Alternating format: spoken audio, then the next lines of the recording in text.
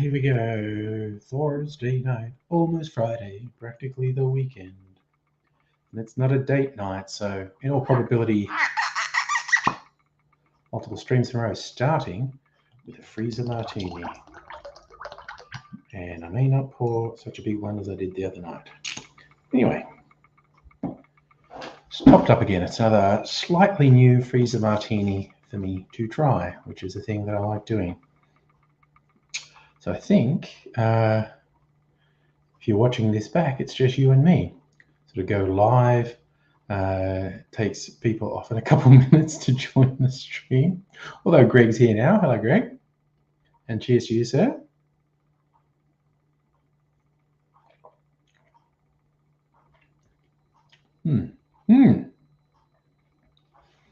Okay, that's an interesting one. And hello, Jonathan. Why the hell has that got? Why the hell has that got a licorice flavor? Because the vermouth, I used a bit of a vermouth I've got that's called absinthe vermouth. It doesn't have absinthe in it. It has the botanicals that absinthe uses, which has a licorice aniseed flavor. And I just first said, well, it's nice, but what is that weird taste? I realized it's, and this whole bottle was like only an ounce, 30 mils of, it's like 750 mils, 30 mils of this absinthe vermouth. And you can taste it. Jonathan, all monarchy all the time over there, the Jubilee. Not here. In fact, someone, I can't remember if it was attributed to the new Prime Minister, but someone in the new Labour government did say, in the Queen's twilight years, maybe it's time for us to think about, what comes next for Australia. In other words, as soon as little Betty Caboodle-Schnitzer pops her clogs, Republicans are going to go, anyone really like King Chuckles? No? Fuck it. Let's look at becoming detached from the fucking monarchy, because it's a travesty that our head of state is a foreign monarch. It is fucking ridiculous.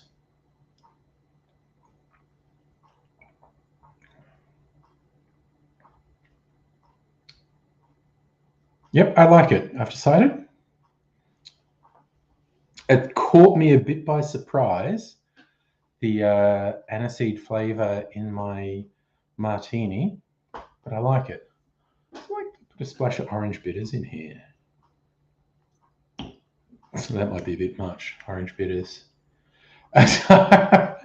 Jonathan, we don't necessarily have to go as far as the French did, with the guillotines and all. Look, I'm open to discussion, is what I'm saying. But yes. I think, I'm confused by how it is for some people. Like Canada, doesn't have the Union Jack on their flag for a start. But I think Canada might be in the Commonwealth, but the monarchy isn't the constitutional head of state. Jonathan, thanks for dropping in and saying hello. Enjoy your day. Get out there.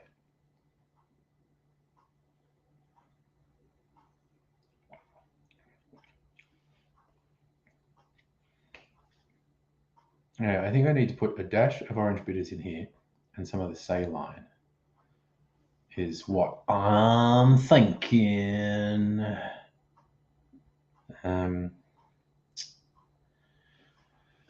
Salumi, happy Pride.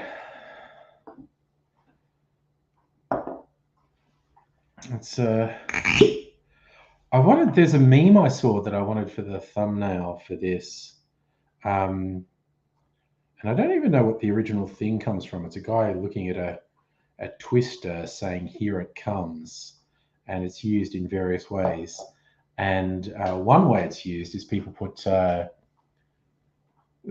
various corporate entities' rainbow logos all over it. And then the twister is Pride Month with all the companies doing their one-off. We support the gays. And here it comes. And yes, but in true happy Pride news, Gay Pirates coming back for season 2, which is nice. Yeah, rainbow marketing. But here's the thing, is particularly because you get, particularly in America, but around the world, you get right-wing fuckwits say, "Oh, woke brands fucking suck, man." And they're idiots and should be ignored. But the thing I always want to say to people who are on the progressive side or marginalized groups, it's like, woke brands are not your friend. Look, it's I think it's something you can have a discussion on and a debate on. Is acknowledgement and representation from brands, even when it's tokenistic, is it better than nothing? What it really comes down to is, does that entity have a consistently positive approach to marginalized groups? And that's usually relatively easy to find out, how deep their activism goes. And at the end of the day, they are still corporate entities. They're still their overwhelming driving motivator is capital gains. But and with this, but and I feel like you're hitting the nail on the head, Salumi. Pride marketing in particular, they slap a rainbow but do nothing beyond that. And it's pretty easy to find out which entities do something beyond that. They may only do the rainbow around Pride, but they at least foster a more positive attitude.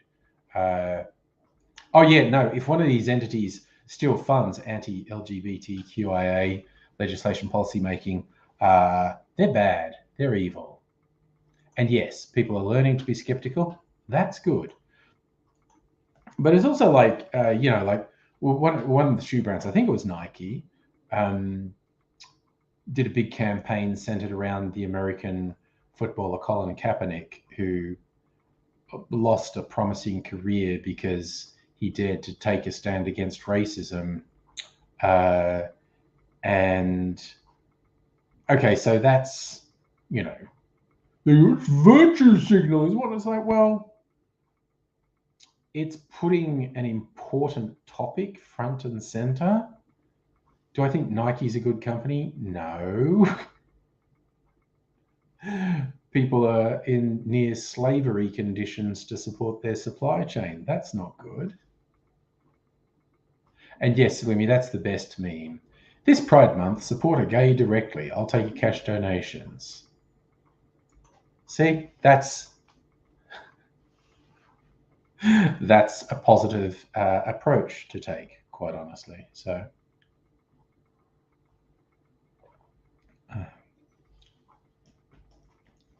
in my ongoing quest, perfect martini. It's different. It's actually no. It's not fantastic. It's good. It's not fantastic. I might just adjust this, put it back in the freezer, try it again tomorrow. It's an infinity bottle, and I think I can empty a bottle. Ooh, a union meeting. Nice. Are the workers going to rise up and seize the means of control? If you want really radical union meeting. I think I can empty a gin bottle, which is literally nothing but an excuse to subsequently buy another gin bottle. So what's this one? I think this one's going to be empty. Although I have actually visited this distillery, it's out on the Mornington Peninsula. Mrs. Angry and I went there for a weekend away. I did not buy this bottle at the distillery.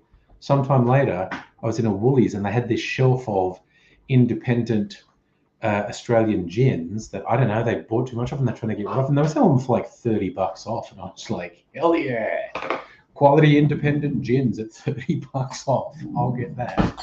Also, these people were really nice. We had I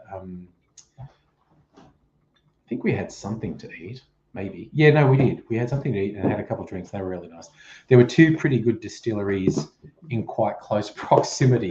The Bass and Flinders, who specialise in gin, did a really good brandy, the Christmas brandy. I think we have to go back there towards Christmas on the off chance they've made the Christmas brandy again. And because we only just finished that off. I think we drank most of the Christmas brandy in the month after we got it.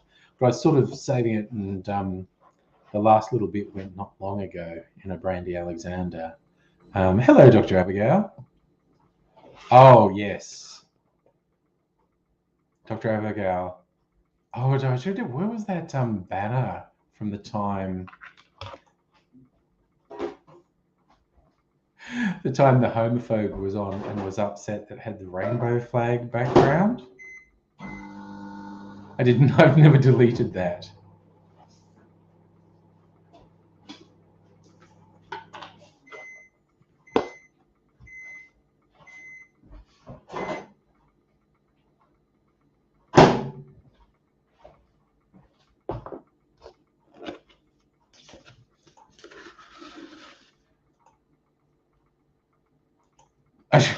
So should I just leave the banner running the whole stream? I'm happy to do that.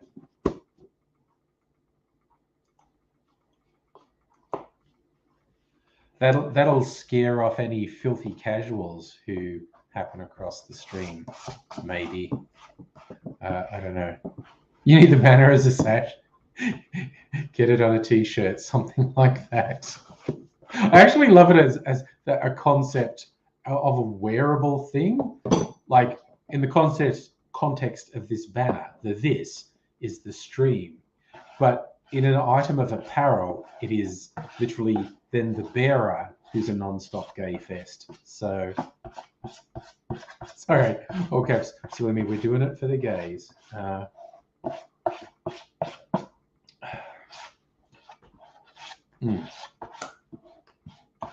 So, yeah, okay.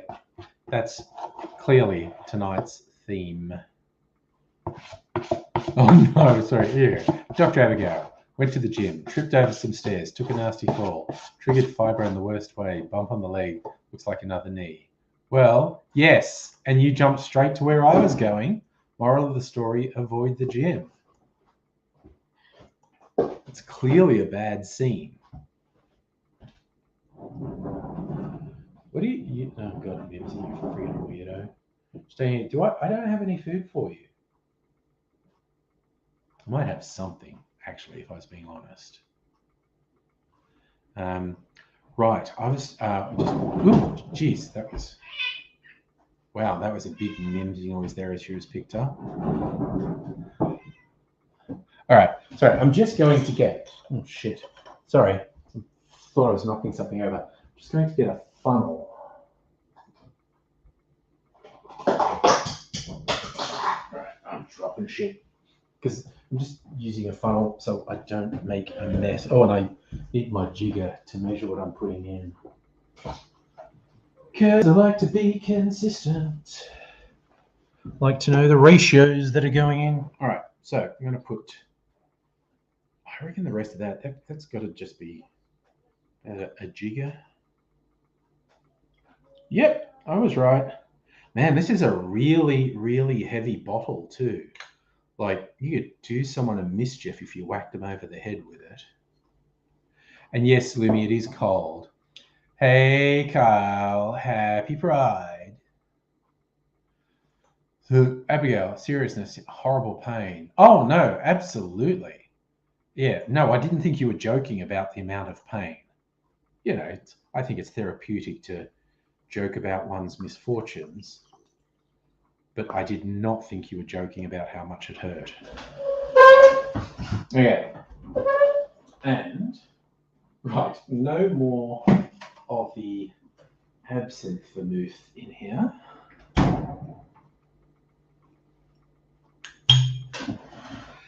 Just a teeny bit of this vermouth.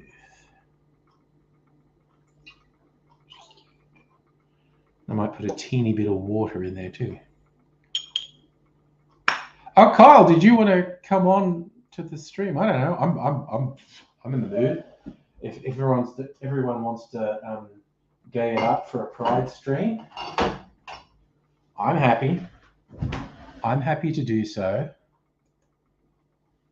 All right. Let me get the link. So was that Salimi? Call center at work had a bunch of people off the plague. This week it's your section. You've avoided thus far. Well, I hope you continue to avoid. Okay, so anyone who wants to make things gayer, there's the link. I'm just going to get a bit of water. Oh, shit. I missed. A little bit of water. That's probably enough of that. Drink that bit of water. And yon freezer martini can go back in the freezer, be ready for me tomorrow. I'll try it again tomorrow and see how different it is then. All right. That's off. Oh, shit. Okay, Kyle, you're on Facebook. Give me a second. I forgot Facebook is fucking around with StreamYard. I have to open Facebook directly and put the link in. So that's done. And there's Salumi. Hello. I was like checking I didn't have any sesame seeds stuck in mine. Because that'd be a classy look. Yeah, it's always stuff on teeth is always a thing. Especially when it's like spinach, sesame seeds, or poppy seeds. The worst. Yeah. And Kyle, let's do that so we can see each other properly. There we are. Hey. It has been a while. Yeah, you haven't been on the stream. Well, actually, like you've been and said hello a couple of times, but you haven't been on camera for a while. Yeah, because I've been so busy. That's why. Busy. Okay. I literally should be working right now, but I've decided to I've done enough today, but I still need to work. Well, I feel compelled to say you should not be working at 8 o'clock at night. So it maybe is time for a break. Definitely. I've just got a radio show going on Sunday, and I've got timesheets to finish, and everyone's asking things to me to get done, and I'm like, why? You've got Friday to do that. And you're only one person. You need some downtime. Oh, God. You're right. Yeah. I have no time. Yeah. And Sydney Film Festival starts next week. It's just wow. Oh, my God. I can't anymore. I cannot. Yes, I know that feeling. I'm a minority. I have to work harder to show that I can be, I can roll with the punches. Yeah. I've done the polar opposite of that. I am the trans queer of the workplace, but I'm the union rep. So I love that. I will just point you to the policy and legislation that proves that you're wrong. I so want to do that. It's good, but I do think I took on the role when the last union rep retired, and she'd done it for fucking decades. She was amazing. And so then I've gone through 2 elections where I've kept my role, and they're like 3-year periods that you have the election for. So I think at the end of this one, because it was only last year that I just won again, I think at the end of this one I'm going to be done. but I'm trying to find someone who's willing to take the reins on, and they all are like, oh, but it's so much work. And I'm like, it's really not. A lot of it is just knowing the legislation and being like, cool, here's where that's covered, or like, this is the internal policy. This is what you need to do, or this is who you need to talk to about this policy because they need to be following it. It's really easy. It's just people think it's a lot of work because they have to read policy or legislation. None of it's hard. I just do a bunch of stuff. That's the problem. I stretch myself way too thin. And that's the thing. If you've got so many things on your plate already, that's part of why I've already said to them when I went for the last election, because I knew we didn't have someone else for my section. I was like, this is it. Because I work full time, I study part time. I have so do I. Issues. I'm transitioning, and that's going to mean that I want to take time off for medical reasons. I don't have time, especially once with my degree I end up doing placements. I'm going to need to not be at work, but people need me at work when I'm representing them and being someone they can come to. So yeah, I'm hoping in the next couple of years we can get someone else. So I'm doing criminology. What? Look at you, you smarty pants. I know, achieving all over the place. It's just reading policy and research papers. All right, hi Megalith, by the way. Dr. Abigail's cuddling a giant fluffy cat, which is good therapy when you've hurt yourself. That's very helpful. So, Kyle, what are you studying? I'm doing a bachelor degree in film studies. Oh, wow. Which I end this year, which is crazy. Yeah, I feel like I don't know what I'm gonna do once this ends, to be honest. Yeah, I think that's the hardest thing, is figuring out where you go from there, especially if like so much time has been invested in your degree. I mean, I feel like that I feel like I'm treating this degree like work. Like, I feel like that's kind of what I'm doing, where I'm like, I'm treating this degree like another job, and once I leave, I'm just going to leave the job and then find something else. Yeah, I get that. I so get that. And I think that's kind of just what I want to do. Yeah. Because I'm just like, everyone else is like, I'm so stressed. And I'm like, I don't know if I care enough. Like, I genuinely don't. Like, yeah. I'm just looking at. I found an interesting sounding cocktail recipe, and I'm going to make it. Ooh. I was having a discussion today with somebody. So there's a I'm being filmed for a documentary, which is super cool. Yeah. And I was talking to them about, autism and stuff, and one of the things that I brought up, Andrew, was like about the YouTuber community. Yeah.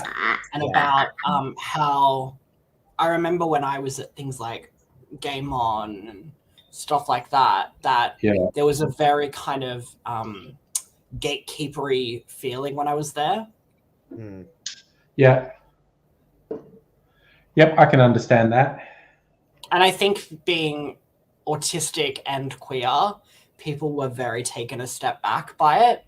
I mean, it was amazing to meet people. Like, it was definitely the best one because it didn't feel like, like VidCon, where it was like, everyone's hushed behind a building. Right. And, you can never see anybody. It was very much like, Murray and like Jovenshire were just walking the halls in the same time that you were. And like, I had a really good hour conversation with Murray from Smosh Games about representation and stuff. And through that, she followed me on Twitter. They did seem like good people, the Smosh Games. They did seem like good people. And I think that's good. But I just worry that we're getting to a point where like, even like where we were is like, it's kind of a bit like, where do we find ourselves in terms of like influencer culture? Like, in terms of like, I wish we could return to a fact where we could connect like normal people.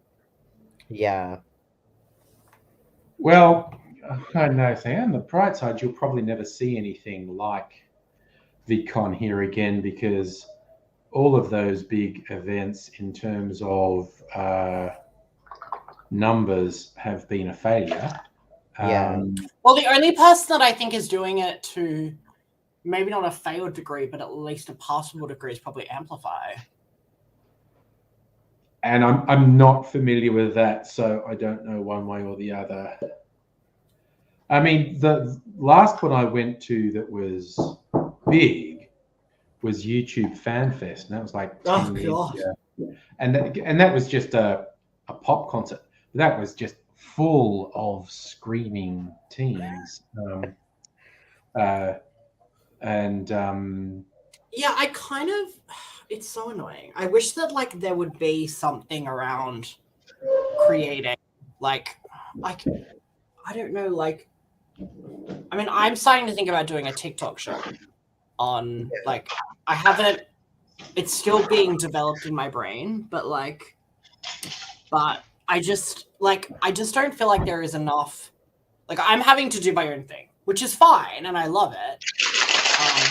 But there is, I want there to be more support for creators, and there's not enough.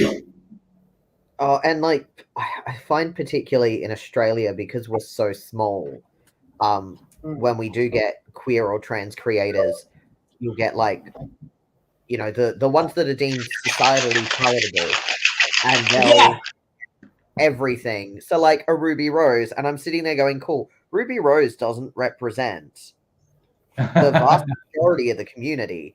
And while it's great that she is helping get that out there, that there's more people in the community, it'd be great if she also like directed that attention to First Nations communities and to queer disabled people. You know, like there are so many different aspects of our community that don't get shown, and it's so exhausting to watch the same like able-bodied, neurotypical, cis-bodied, white people just, and they're skinny, and they're everything that mass media wants them to be, and that's just not the vast majority of the community. So most of the majority, Kodiak's doing a good job around pushing. Yes, Ruby Rose makes me want to trepan myself. And for those who don't know what that means, it means self-lobotomizing, putting an ice pick through your frontal lobe. More or less, I understand that. Yeah, I just kind of active doing so much. Yeah, she's coming back for her second season of 1+1, which is great. But I of the mindset that I mean, there are ways of doing it, but not having because for me, I'm realizing that if I'm to do something successful, I'm not going to have support of the big creators. I'm going to need to do stuff myself, and that's okay. And I'm it's a great way of networking for myself, but I just felt like if I was to become a success by now, in terms of being a YouTuber, I remember that there was a lot of people that there's even a lot of people who said they would help me, but never actually called, never actually texted me and said, how are you doing? And I think that's bullshit. And you know exactly who I'm talking about, Andrew, I think. Maybe I could give you a long list of people that failed to deliver on helping people, but I'm kind of over that after more than a dozen years of trying to organize things for people. And you did so good, but like you were so great at organizing that sort of stuff, and you know, hopefully there's a chance that there can be done something in the background later where but I just wonder if people have just moved on from the whole I'm a YouTuber and diversified to different platforms, and whether the idea of calling yourself a YouTuber is actually even a real thing anymore. Well, it's hard because it's like a lot of people who don't already have established followings on YouTube do find it more difficult to gain that now, because a lot of the social media pathways into that are through things like Instagram Reels and TikToks. Yeah. Well, it shows the importance of diversification. Yeah. Because like the newer people that I followed on YouTube in the last couple of years have been people who I found through things like TikTok and Instagram. They haven't been. Oh yeah, no, totally. Suggested at all, because the suggestion algorithm on YouTube is fucked. It has no idea what to recommend me, which has been quite funny watching it get more confused the further I've got into my transition. It's like, are you girl? Are you boy? No, it's hilarious. Mainstream. You want mainstream? No, you don't want mainstream. Do you want Disney songs? Do you want metal covers of every? I want it all. Like, like I will be at a point where like I watch a lot of Japanese tokusatsu on YouTube, right? And so my stream is like, here is this Japanese clip. Then there is this YouTuber clip. Now we're going to watch this music clip. And it's like, what do you want? So it's like, it just is like, it has no idea. And I sometimes will just follow that and then just, it might show me some weird shit. And then it will just, it's very strange. Yes. Yeah, I love following the recommendations down a rabbit hole, and then I'm like, how did we end up here? How is this what you thought I wanted? I'm confused. Yeah. Every now and then you've got to make the algorithm work for a living. Just give it some very weird shit to process and confuse it with what it should present next. So what did it come up with earlier today that made me laugh? Because there's my usual, like, ask a mortician, all that kind of stuff. It decided that I needed to watch live sea otters. Oh. I'm not against I'm getting that as well. Why? Why is that a thing? Like, I don't understand. Yeah. That has nothing to do with anything. I saw that too. It's like the algorithm just desperately wants people to watch something wholesome after the whole Amber Heard Johnny Depp thing. But I laughed at, like, it's got like a mix of my favorite songs that I've been listening to, some of which only exist on YouTube these days, then the Sea Otter Cam, then a Hosier playlist, and then explaining Monet's Water Lilies, which are much more like the other ones are my kind of thing. And then randomly it's just like, would you like sea otters? No, I wouldn't. I'd like to listen to Hosier with rain in the background, thank you. The fuck do you think this is? I am gay. Although I would like to almost play into the weird conspiracies the right-wing fuckwits have about the algorithm and just put a little bit of code in that says, it's like, if someone watches more than 3 of these right-wing fuckwits in a row, just make them watch puppies for the next half hour. And it's just like, I think it's a good idea. Maybe you should just not watch another Jordan Peterson video. It's oh my god. I mean, I was very curious about Matt Walsh's documentary that's coming out soon, which was like, what is a woman? And I'm just like, adult female? No, and I was like, if that turns out, I'm gonna like tweet Matt Walsh and be like, hey Matt, it's an adult female. Here, I did it in 2 words, didn't need a documentary crew, and I don't have to result to transphobic dog whistling. Yay! But it's also that like when I can't think of her name, the latest Supreme Court justice in the US was getting questioned. What is a woman? No, I can't think of her name. Yeah, no, I can't think of her name, but I know who you're talking about. Latest Supreme Court justice. Oh, the woman of color. Yes, I am just so bad with names lately. Ketanji Brown. Right. Ketanji Brown was asked to define a woman, and she's like, well, that's not a clear answer in terms of legally, because do you mean a legal definition? Do you mean a biological definition? Do you mean definition in regards to a very specific legal case? Without the context of that, she as a judge cannot make that definition. She can interpret several different materials that give that definition as it applies to particular facts. She can't make up that definition or give it herself, which just proved how good she is at her job to actually know that she can't do that. But like the fact that was even a question they thought they should ask someone trying to be a Supreme Court justice. And yet they didn't ask, does she like beer? Or has she ever done a case from high school, from when she, actually didn't sexually assault someone, because she's not a piece of shit Republican. Yeah. But here's the thing. here's the thing, like they asked the exact, I don't know what is happening, but they asked the exact same question during the Channel 9 debate. Is what's her name? Deborah, what's her name? Deborah something. One of the people. See, we're not good with names tonight. I know who you mean. No, we're not. Yeah, no. Deborah something. She asked both candidates, what is a woman? In the same way that one of the liberal, oh my God, so cute. One of the liberal parliamentarians also asked during a Senate Estimates Committee, what is a woman? It's like, why are we doing this? What is this achieving? Exactly. It's just coded hate speech. It's as simple Exactly. as that. It's transphobic dog whistling. Yeah. But it's also that thing of like, they're so stuck on what's a woman. No one's sitting around going, but what's a man?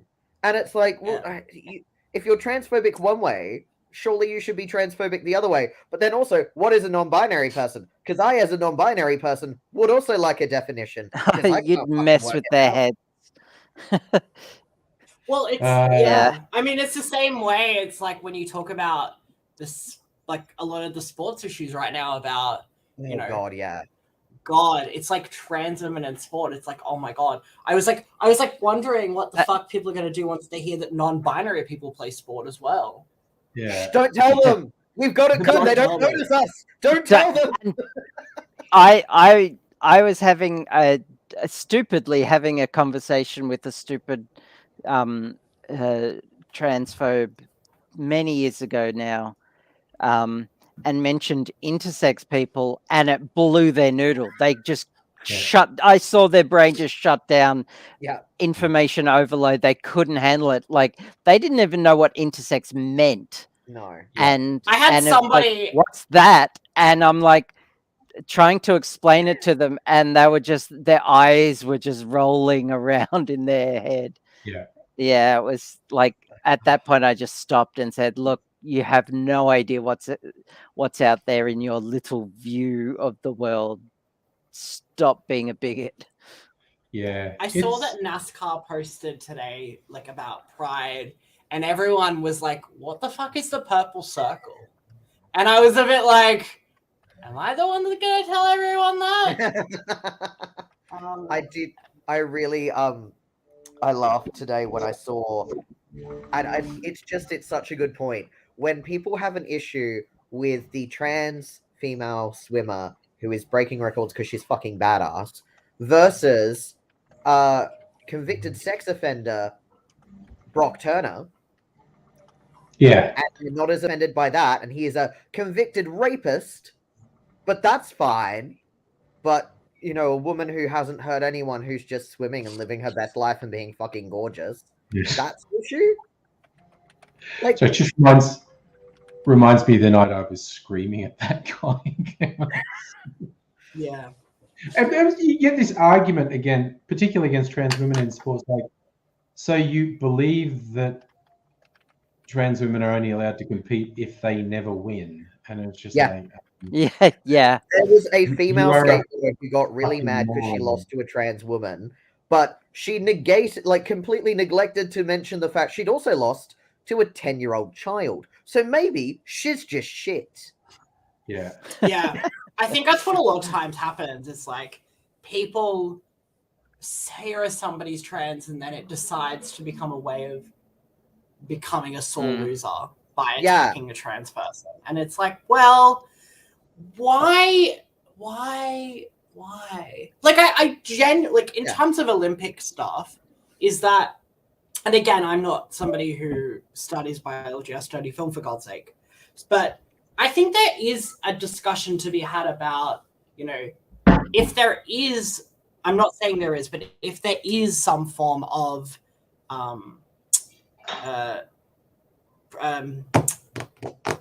like, if there is some sort of unfairness, advantage, thank you, Andrew. If there is some advantage to trans women in sport, then I think it needs to be a discussion. But as I keep saying, we can't be basing all of this discussion on a fallacy, on fear.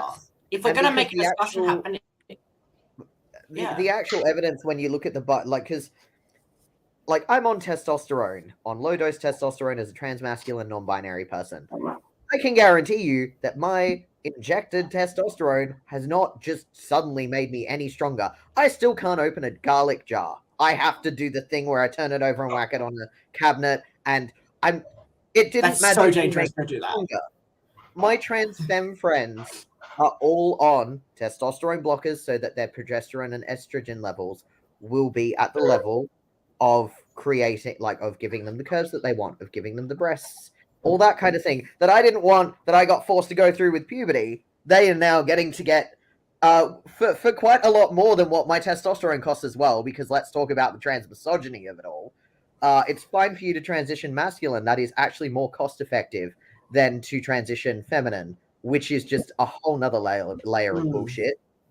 But it doesn't. Yeah. If you're on testosterone blockers, you're not magically getting this advantage because you're taking blockers that are stopping that testosterone. You're then taking the same hormones and having the same hormone levels as a cis woman would because they measure your levels. I was just talking to a trans mass friend the other day who he just had his appointment and he'd been feeling really flat and couldn't work it out, and they just checked his levels and his testosterone levels were too low. So they have to adjust his dosage. But he's not walking around like the fucking Hulk because he's on testosterone. Like, it's this weird idea that people think that hormones innately get, like, particularly testosterone, innately give you an advantage. But they don't talk about the fact that people like Michael Phelps and Ian Thorpe were biologically, like, the way that they were physically presented just on their own DNA gave them an advantage in swimming. Michael Phelps fucking size, what they, 14, 15 feet? Those are flippers. Yeah. They're not feet. But no one cancelled him out of swimming, and that gave him an unfair advantage on someone who had smaller feet and also had a smaller shoulder width. Exactly. Everything? Absolutely. Yeah. Sorry, my internet just went really loud. Look, as I said, like, it's good to know this because, like, what? What was that?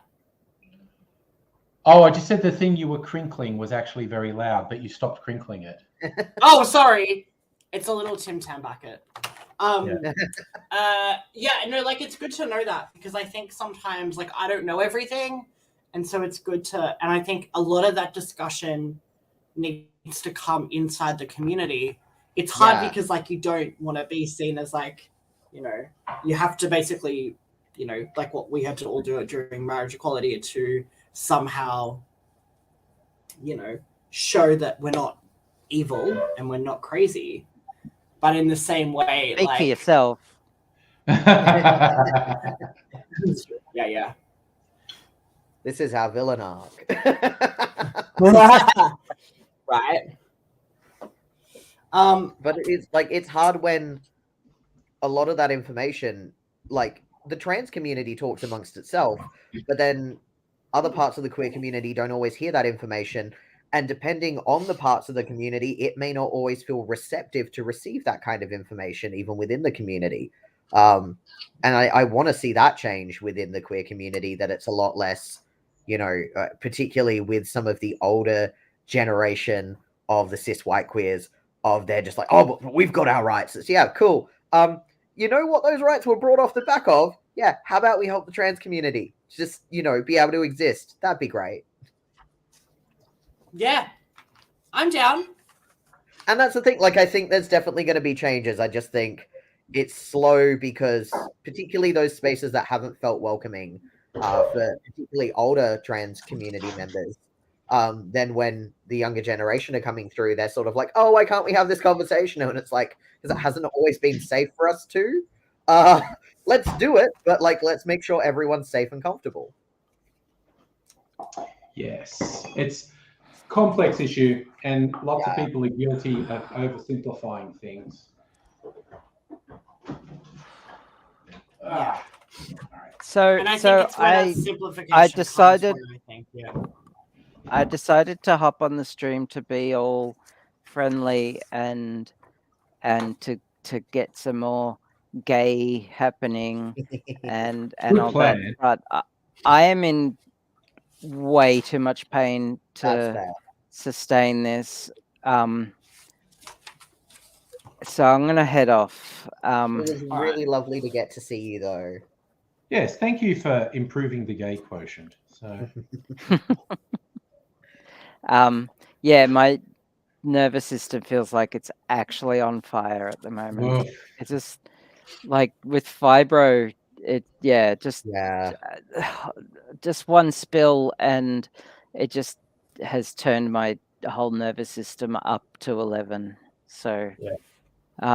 I'll still be on chat though, but I Right. just can't Chilling out. Yeah. tonight. Hopefully I'll be better tomorrow. But I'm going out. I was going to go out tomorrow to a friend's art gallery opening thing. Ooh. So Very yeah. But I'll see, because if I'm still limping around, then it's not going to happen. Yeah, just take care of yourself. Live long and prosper. Bye, Love Abigail. you. Bye.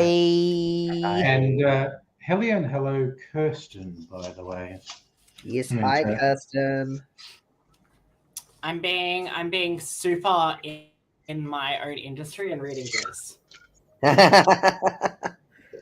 Ah, the Independent Film Magazine. So I was having fun trying to find research for my assignment that I need, my last assignment for the topic that I'm doing this semester. But it's only 1,400 words, and it's like the premise is like a policy brief, which is not too bad, but I'm doing mandatory sentencing, and I have to not turn it into a 1,400 word rant on why mandatory sentencing is ineffective, inhumane, and is disproportionately discriminate against First Nations people and particularly cultural communities Ooh. where they are impoverished and in close proximity and are therefore over policed. So I'm like, I need to like, I'm going to just sit and write that rant out, and then I'll do my assignment. Good job. Because then I get it out my system. Yeah, that sounds like a plan. Safa's saying that he went to the cinema. It was about 40% packed and didn't get COVID. Well done, Safa. That is a win. I have dodged COVID thus far. But as I said have in- as well, but guess Well what? done. I'm going to like 12 things at Sydney Film Festival. Oh no. Yeah, no, you're getting COVID. Yeah. I'm so getting Best COVID. wishes.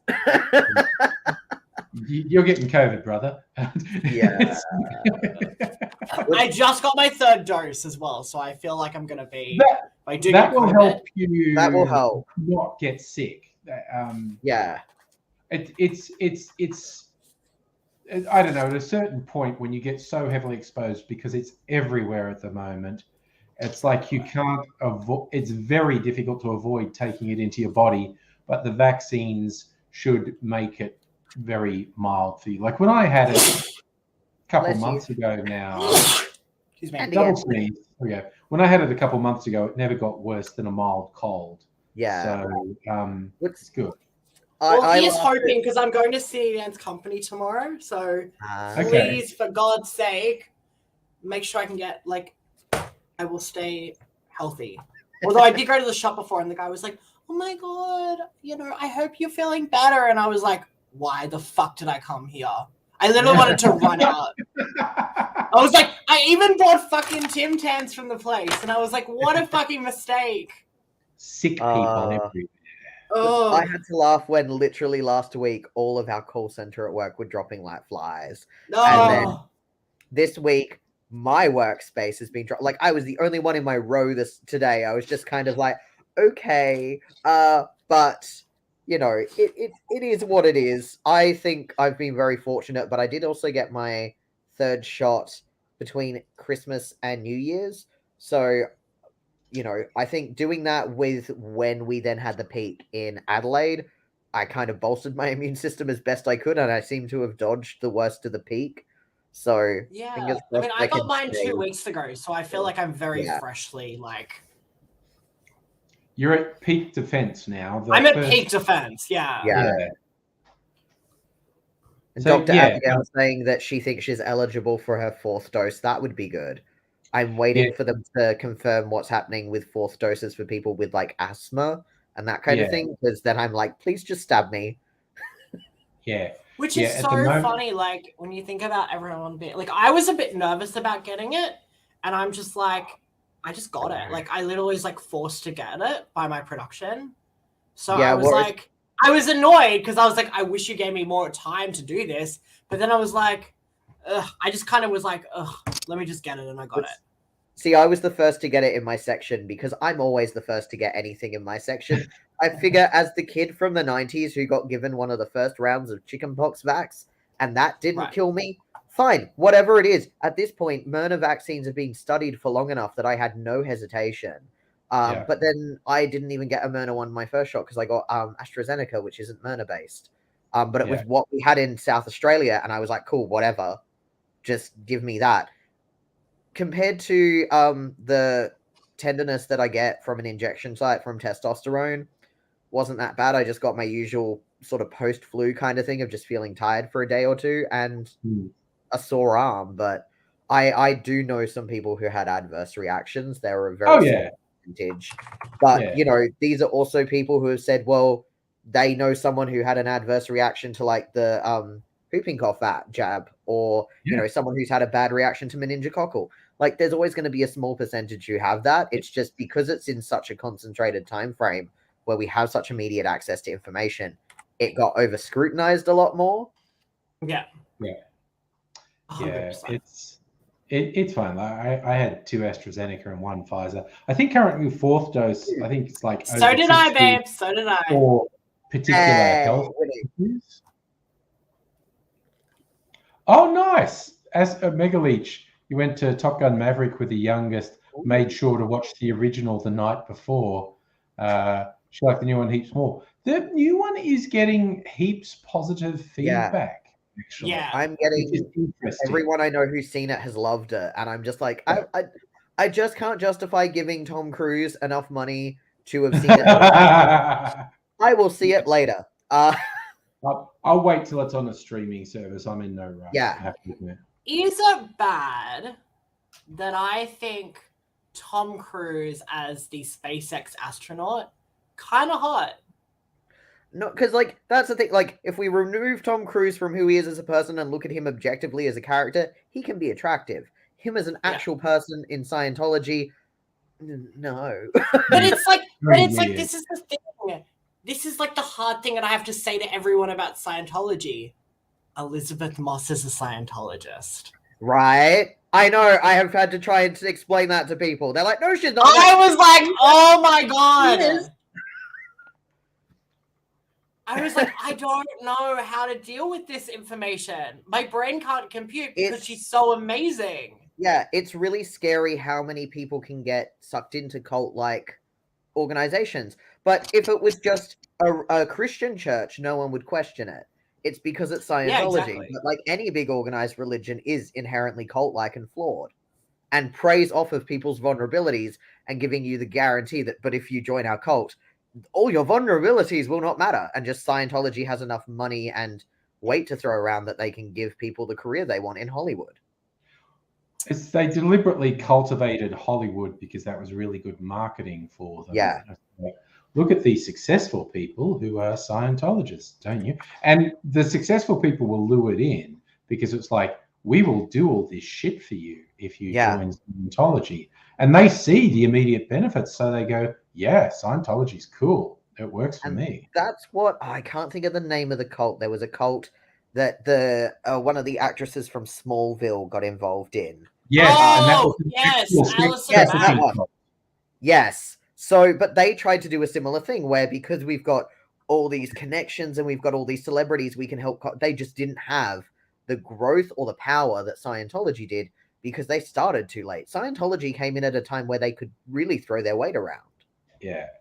And Scientology was founded by a true crazy man. A charismatic crazy man, but true, just off his rocker. Hey, I'm going to get a bunch of young people into a cult, form a navy with them, then sail the seas looking for treasure, because that's what I do. I mean, to be fair, if Johnny Depp offered that to some people right now, people would happily sail the sea searching for treasure with Johnny Depp after the win he just had. So I feel the right celebrity, It's got appeal. I would honestly, the people who'd be attracted to Johnny Depp right now, if they all wanted to get on a boat, yes, just don't come back. Be on the boat at sea forever. Just do it. Just get on the boat and go. Is it? But again, this is like the bat. Like I look at it and go, like I would go to space with Tom Cruise. Okay. Because here's the thing. Number You're being one. horny on Maine. That's the thing. You're being horny on Maine. Exactly. I'm also obsessed with a really well-designed spacesuit. Yeah, so is it more about the character and the costuming and all of that, or is it actually Tom Cruise? No, it's the character. It's very different. Yeah. Yes. Dr. Abigail's about this treasure that Tom Cruise spends a lot of time sailing for. Yes, absolutely. But again, he does movies that are good, and not even his best-known ones. Things like Edge of Tomorrow. That was so good. Which is probably the best movie that used video game conventions without being about a video game, in that it was save points, essentially. He could keep doing something, and each time he died, it was a save point. So he'd go back to the start. And it's like when you play a game a lot, you reflexively do. Without being about a game, it was about how you play games. It was really good. But like, also consider not the original title for that film. Oh, they changed things out. N Watchum. Hello, happy Pride Month. Yes. And Dr. Abigail can be a good actor. Not all these movies are great, but honestly, I think the Mission Impossible movies are like 80 to 90% entertaining. I love those movies so much because they're so ridiculous. It's normally right towards the end, they get to the ridiculous point where they've pushed it too far, and you're okay. You actually pushed it a bit far. Then you took me out of it. We've talked about it before in this stream, but that scene where Henry Cavill is pushing up his sleeves and it looks like he's cocking his arms—that's the best scene ever. There are so many things I would do for that man. Wouldn't we all? Wouldn't we all? So it's just like there was a meme about when season 1 of The Witcher was so popular, and it was like I watched The Witcher for the plot, and then there was an image. The plot. It's Henry Cavill in a steam bath with his top off. And I love that he's a giant nerd. Like he's such a nerd. He's just, and I don't know a single person who's into like TTRPG who's not just like Henry Cavill, open invitation to my TTRPG table anytime. Like, especially Warhammer, because that's what he's mostly into. Open invitation, because it's just so exciting to have someone who seems like a genuinely nice person, hasn't really been problematic, and is just chill. I love that you're 33% gay. Look, it's not. I'm not any percentage. It's just there are some undeniably attractive men out there. I mean, anyone who refuses to acknowledge attractiveness, regardless of their own gender or sexuality, they've just got problems and they're repressing something. In my opinion, that's my humble opinion. But Dr. Abigail, I also think it was funny that Henry Cavill was so keen to do Witcher because he liked the game. And he's actually corrected stuff to do with storyline where they wanted to kind of do something, and he's like, but this sounds more like the game, or this sticks more to this bit, because he's such a fucking nerd. And I love that, because we've heard that in other series where actors or other people on set have been really into a series, and so they'll add little details, or they'll make a comment about something, and they'll suggest something, and it's just nice to know that people who are into a world when they're actually creating it for another media are getting to make those tie-ins, because it does mean so much to the fandom. Yeah. My favorite like when you think about costuming, the one everyone circulated is that Henry Cavill was apparently bursting out of his leather costume and they had to keep fixing it. But the one that interested me more is the guy who plays the Bard. Yes. He is basically the same height and build as Henry Cavill, but the costumers made Henry Cavill's costumes accentuate his width and his massiveness, and they made Jaska's stuff accentuate slimming in to his hip. And it was all blown out of the water, that one episode where he's in the water with his top off, and he's like ripped as fuck. He's been next to Henry Cavill, and you think Henry Cavill's beefcake, and he's really slim, but he takes his top off and go, oh no, he's like pretty much as ripped as Henry Cavill. I love Joey Beatty so much. Plays Huskier. He is just such a sweetie, but he also like has great music. So his band, The Amazing Devil, I highly recommend people check out. Okay, it's just great. The Amazing Devil. Yeah, it's so good. And I didn't even know he had a band. This was my friend Julian was just like, oh yeah, Joey Beatty from Witcher has this band. And I was like, sorry, what? How have I not found this out? I am the worst. I'm going to find it on YouTube while we're talking.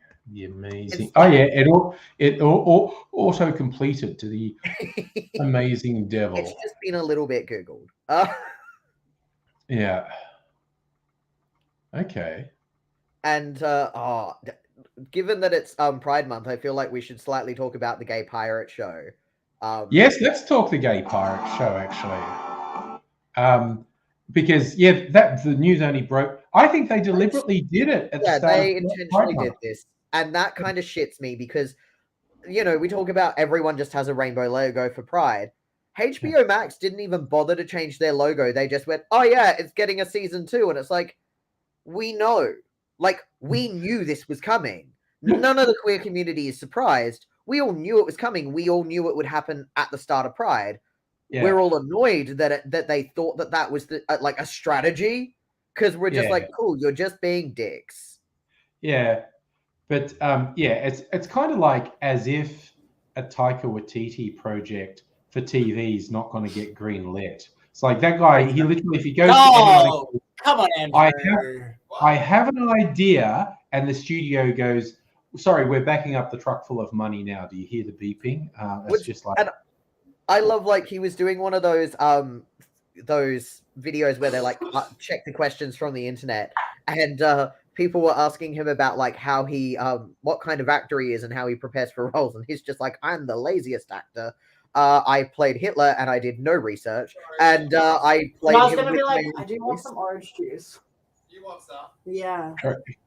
And then also pointed out that when he was for Our Flag Means Death, when he was getting involved, was just like, oh yeah, Blackbeard, sure. No, there were too many words on the Wikipedia page, so I decided no, and I'd just play him as me. Like, it works. Why? All of the voices and all of the characters he's done is just Taika Waititi, but in a slightly different outfit or with CGI. Yeah. I'm on board for that. Yeah. Yes. So when he hooked up with Rita Ora, was that Taika Waititi CGI? Oh, when the three of them were on the balcony canoodling? As a polyamorous person. I'm sorry, my friend was there. As a polyamorous person, getting to watch them so much in Sydney. Yeah, because it's safe to. But that's the thing, like, Sydney's somewhere where you can be yourself and most of the time be pretty safe. Imagine the fucking paparazzi there. That would have been like, what the fuck? Well, it happened to the Imperial. It was crazy. Yeah, he got told to rein it in because of like the Tessa Thompson, Rita Ora, and him triple kiss. And it's just like, look, if they are in a triad and they're happy, let them be happy. Why can't polyamorous people just get good representation? Problem was he's had a marriage with kids, so it kind of makes it look like that Rita Ora and Tessa Thompson are like homewreckers. But he's polyamorous. He is polyamorous. Yes. I didn't know that. Oh, well, fuck me then. He is polyamorous. This is the whole point. He is openly poly, as are Rita and Tessa. And Rita and Tessa are both on the queer, on some level of queer spectrum. I'm not sure what their particular labels of choice are. But this was like when we all saw it, like we were just like, oh, cool, he's just polyam. What's the big deal? And it's just conservative Americans predominantly going, oh, the family values. It's like, guys, he's played Hitler. Yeah, he's got no fucking conscience at the time, but it's just like, yeah, it was pretty funny. And sorry, oh yeah, but even when it's not sexual, like the photos from the set of like Thor Ragnarok, of the lads taking a break between shots, and they're just like having a big cuddle pile while they have a nap between him and Chris Hemsworth and Mark Ruffalo. That idea of platonic love, of just loving your friends physically and affectionately without it having to be sexual. It's so nice to see people doing this publicly, particularly people in Hollywood, because that should be normalized.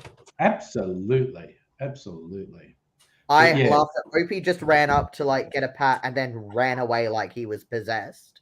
So So Dr. Abigail and Kirsten both want to hassle me for the angry live stream drinking game you have to drink if I mention Taika Waititi. I'll give people alcohol poisoning and quickly mention the Blind Boy podcast and Behind the Bastards as well. That's the other ones we have to drink. Taika Waititi, when he was on holiday with his kids a few weeks ago, he was doing this dad vlogs, and he was taking the piss out of parent vlogging and annoying the shit out of his kids. It was the most adorable thing I've ever seen. And he was just like doing that total, oh, make sure you hit the like button. Make sure that you send comments. I read everything. It was perfect because it was so ridiculous. And you could see his kids just being like, oh my God, Dad, shut the fuck up. No one cares. At one point, he was making a video and he's saying to one of his kids, I'm talking to my followers. And she just goes, no one's there. No one's listening, Dad. Like, kids, they don't care at all how famous you are. Yeah, they don't. I saw this great thing, an interview with Bruce Springsteen, and he's just like, the kids don't care. Like, my kids think I'm a complete fucking dork. And there was like their favorite band. I forget what it was, but it was like a hip current band. They're playing New York. So Bruce got them really good tickets because he just called someone and said, I want to take my kid. Got them really good tickets. And like they were at the front and the band could see like Bruce Springsteen was sitting down in front of them, and they were like, can you come backstage afterwards? We'd just love to talk. And Bruce is to his son, do you want to go backstage?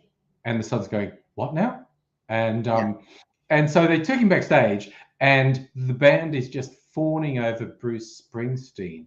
And the son, who wants to fawn over the band, is just going, the fuck are you guys doing? My dad's an absolute dork. Why are you... It's just like, it literally doesn't matter how famous you are for your kids.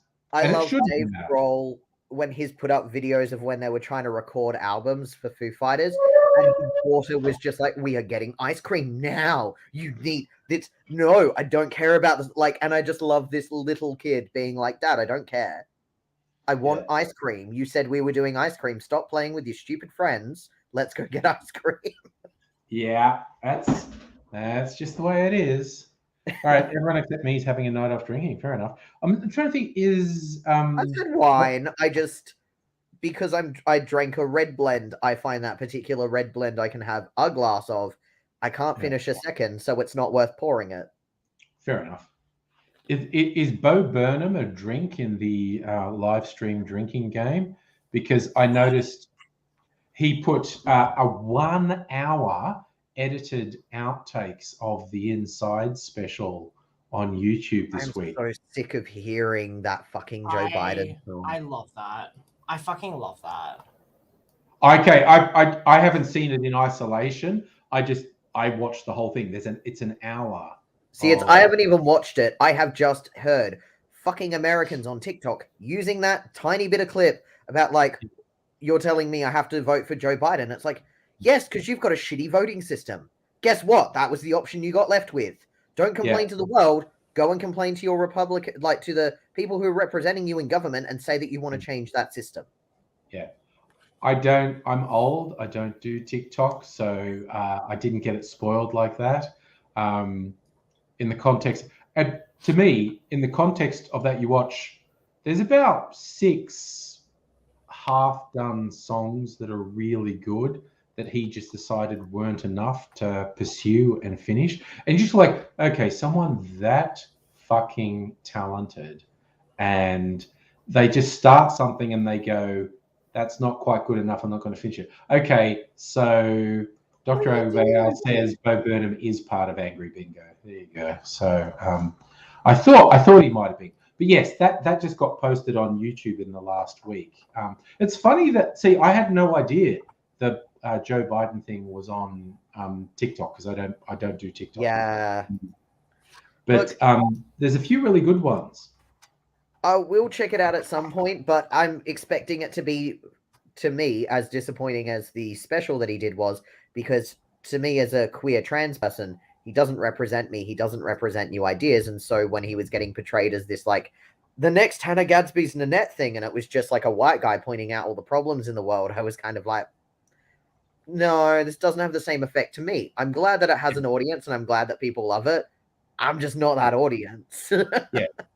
And it's also not fair to either he nor Hannah Gadsby to make dumb statements like that. When people do that, it's people who don't understand shit who say things like that. Because that was the thing. When I watched them, I'm like, they're completely different takes. They're coming from completely different perspectives. They're not the comparable. Like, they're not. They're completely different. And in fact, although they're still completely different, because things that came out more or less at the same time, it was not Inside, because Nanette came out, was it 4 or 5 years ago? A while ago now. Yeah, and Inside was only last year. But something that I'd always regarded as more contemporary with Nanette was his previous special, which is called Make Happy. But again, completely unlike it. To me, again, my personal take, and I'm still listening to Hannah Gadsby's book, actually. I haven't finished it yet. It's good. She's a good reader. But Nanette, to me, is an exceptional piece of theatre that has some very funny jokes in it. Whereas Bo Burnham's stuff, to me, is very funny comedy with technical execution that blows my fucking mind. His mastery of technology is mind-blowing, and which has got to be scary to perform, because his performance relies on 60 bits of technology working right in a live setting, which, oh my God, pressure. And I do know that, like, and this is something I think I've mentioned before on here, that, you know, I have had to realize that, like, the comedy shows that I've been to in the last decade, it'd be a little bit over that now, have been shows that have been queer or trans or both. Yeah. Because those are the shows that I am safe in. And so it is hard for me to watch someone who is a cishet white man and be like, this comedy is my thing, because it's just not. Whereas, you know, when I go see Andrew O'Neill, see their comedy, it's a queer non-binary person. And I love that I met them like over a decade ago, and we were both kind of like androgyny and like queer and just kind of messing with things, and had talked about the weirdness of androgyny and how we're perceived like as gendered people. And then I'd come out as non-binary, and then like a year or so later, I saw that he had come out as non-binary, and I was like, "Oh, it's all making sense now that they are also non-binary, because like that's why we relate to each other so fucking hard." Yeah, for sure, absolutely. And that's the thing; it's personal taste. Yeah, these things aren't. Well, okay, some things you can just go on purely technical things. You can go, that's objectively better than that. But in terms of comedy and performances, and whether so you're subjective. engaged with them, it's very subjective. Like, I love so Anna Piper Scott, who is a Melbourne-based trans comedian.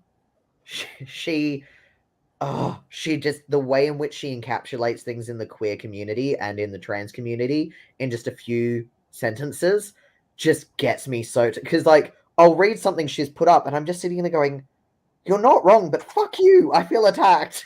So accurate. How dare you?" Yeah. Kirsten, fair take. I do an original plan.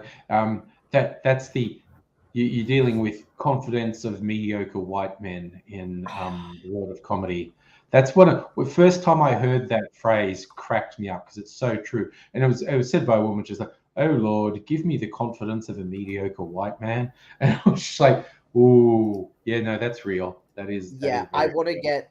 I found a cross stitch pattern for that. And I'm gonna look at making that and hanging it on my desk. 'Cause I'd love for someone to tell the queer trans person at work that that's inappropriate. Yeah, Because sorry, what? yeah. Yeah, no, misplaced confidence is a fucking mind-blowing thing. I spend most of my time dealing with imposter syndrome. I don't have Yeah, the time to have unearned fucking confidence.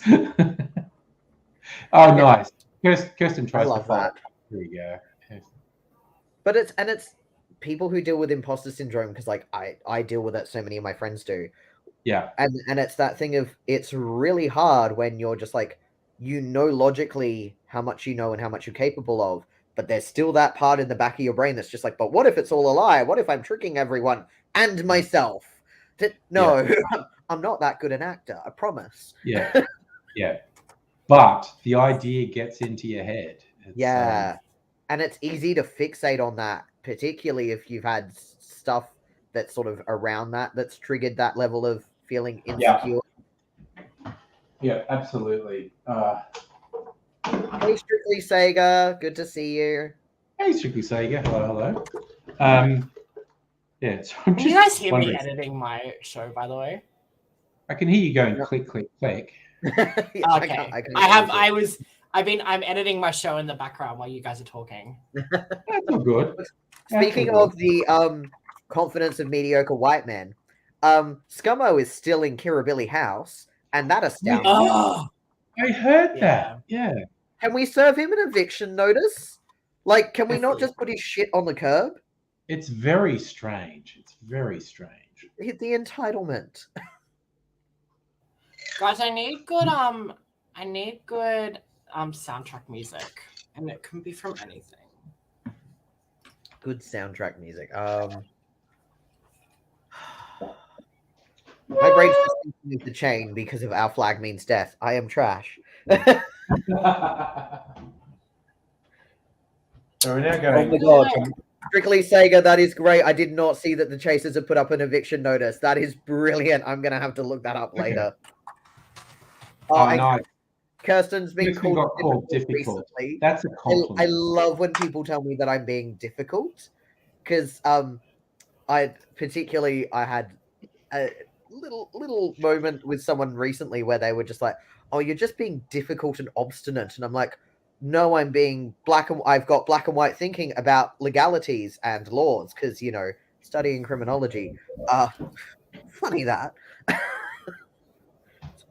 Sometimes I'm not being difficult and obstinate. Sometimes I'm just reading what the legislation says and saying, no, this is what this says. Therefore, this is what you need to do. I'm going to show you something. Thursday night's takeaway night in our house, and we went to a local-ish Korean place. Young Miss Angry said, "Oh, there's this thing, is beef spare ribs." Turned out to be this soup with noodles.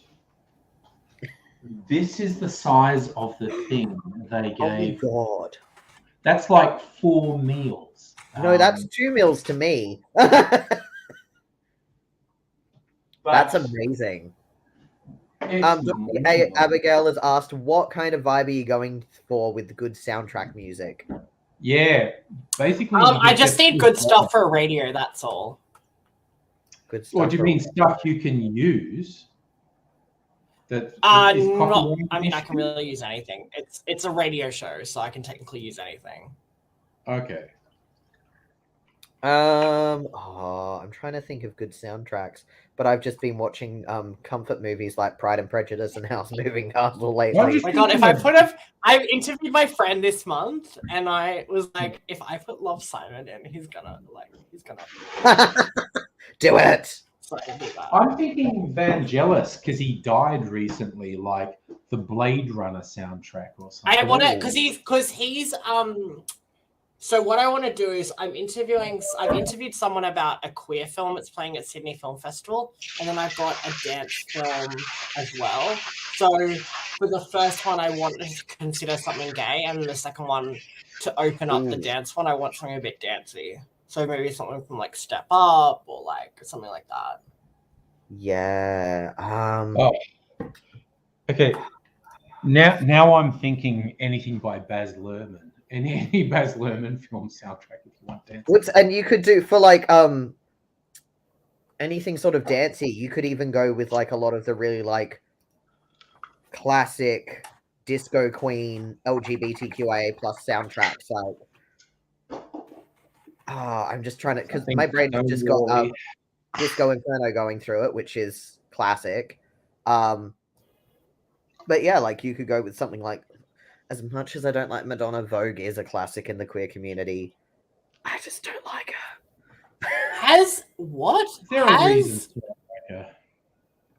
Oh my god, Doja Cat has written a song for the new Elvis soundtrack. Oh, I did not. I'm very interested in how that film's going to be. Actually, I haven't really looked at that. Well, movie that's great yet, in Sydney as well. Would you believe? Sorry, what? That Elvis is screening during Sydney Film Festival because I picked it up from Cannes. Makes sense. It's like also, he's pretty much in town. When I saw the first teasers for it, I'm going like, "What is this?" And so yeah, I get the thing that Baz Luhrmann's going for a vibe rather than trying to do literal Elvis and whatnot. He's trying to create a vibe that people today would understand. That was the kind of vibe Elvis was creating in the 50s. But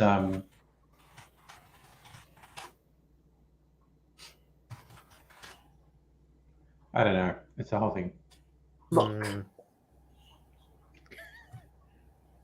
This is non-alcoholic, by the way. We were talking about drinking earlier. Ooh. I just mixed some cream of coconut with pineapple juice, lime juice, and then topped it with lemonade. I'm not sure. I had the pineapple juice in the fridge for a while. I'm not sure it was 100% right. If I suddenly run off vomiting, it's because the pineapple juice was off. But... With your cream of coconut, do you get it from somewhere or do you make it yourself? Because I have not been able to find it in stores. Simple as just get coconut milk. Yeah. And then you do 50% coconut milk, 50% sugar over a low heat, like in a saucepan to blend it all. Yeah. If you want to get fancy, you do something like a splash of orange blossom water in it. But just 50% coconut milk and 50% sugar. And then you get something that tastes at least as good as commercial cream of coconut products. Yeah. Okay, I will definitely try that. Because I've seen it in a few drink recipes. This with rum. Killer. Sorry. Yeah. Recent release queer song, Sam Smith's new song that they had just brought out of Love Me More. You could potentially play that. That's a great song. But also I've literally just taken the Vegas one. But Sam Smith also has a bunch of good dance songs as well, which I love their stuff. Say hello to everyone. Minji's come to say hello. And I do love that because Kate Bush was on a soundtrack for something recently. I don't know, something else I haven't seen. But I love that suddenly now all these people are like, Kate Bush, and it's like, yes, thank you for finally jumping on board. But I also I found it funny because some people in the queer community are trying to like gatekeep Kate Bush, and it's like, fuck off. Just let people enjoy her. She's amazing and magical. Yeah, I grew up with Kate Bush. It's Kyle having a silent disco. Oh, you can't hear it, can you? No. you can't play it. Oh, that's annoying. Yeah, That's funny. absolutely. Do not play it because you'll get me cut off YouTube. Oh, maybe I want to play it then. No, maybe you want me to block you forever. No, no. Strictly Sega saying that they also like that Strictly Sega also like Sam Smith. Yes, Yeah. love Sam Smith. Safa, George W. Bush was on the news in the last week. What did he do now? I don't know. Possibly slightly longer than a week ago, where he's giving a speech condemning Putin, and he accidentally, when he meant to say the unlawful invasion of Ukraine, he said someone would do an unlawful invasion of Iraq, and it's just like, whoops, that's what we call a Freudian slip. I did see that. Yeah. That made me Dr. Abigail says Kate Bush was on the Palm Springs soundtrack because Andy Samberg's a huge fan. There you go. Another thing that I haven't seen because I am not trendy or hip. I am a loser. It's fine. Well, okay, it was out a year or two ago, so you don't have to be trendy or hip to watch it now. I just watch my gay shows. It's fine. That's fine. Just watch the gay show. Oh, Gentleman Jack. Have you watched Gentleman Jack? Yes. I need to watch the last couple of episodes. I think I got up to episode 4 or 5 of the newest season. Yeah, Mrs. Angry and I finished Gentleman Jack season 2 last week. Class, because good writing, because it makes it look, oh no, you're screwing everything up. What are you doing? It's and it's really good. And I love that they've decrypted her journals and are using her actual journals. So they're telling a true story as the inspiration behind, and they're allowing a voice of someone who really could have been just erased from history. They're allowing that voice to be heard, which is really important for the queer community because we don't have a lot of that. Yeah. And I love she has a whole network of friends who are clearly all lesbians. Oh yeah. Like the Victorian lesbian scene was just insane because women can't be like that. They can. They very much can.